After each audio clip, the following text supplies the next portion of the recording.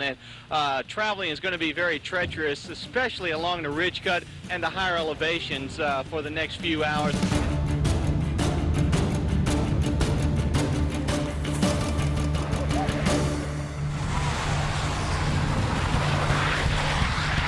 And that'll continue throughout much of the day tomorrow. But while traveling is treacherous, here at the Sunset Cafe, people are having fun with an old-fashioned snowball fight. And I think I'm going to lose this one because it's 3-on-1, but everybody is having a good time. A good old-fashioned March snowstorm here in the Tennessee Valley. Really, it doesn't get much better than this, does it?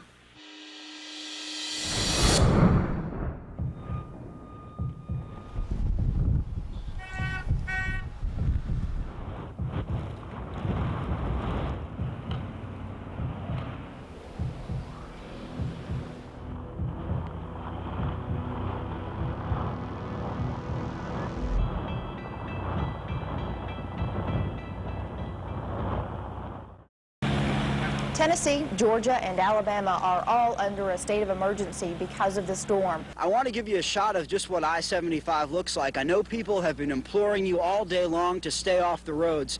Folks, this should convince you. It is one big parking lot. No matter where you want to go, you can't get there from here.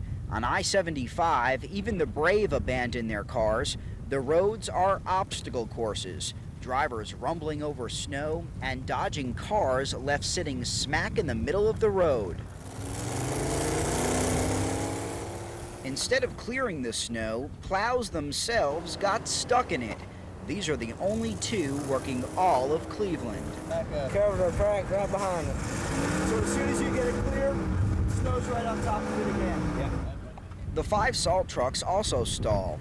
As Steve Rogers dumps salt, his mind is elsewhere, on his wife, who's 9 months pregnant. I call her about every 2 hours, check on her. She's not too far from me. She could go into labor any minute. Anytime. It's been lights out for 80% of Bradley County. At the Holiday Inn, 150 stranded travelers bundle up. And it seems bad times are also made from Michelob. A 6-pack washed away Troy Cataret's hopes for a vacation in snow-free Florida.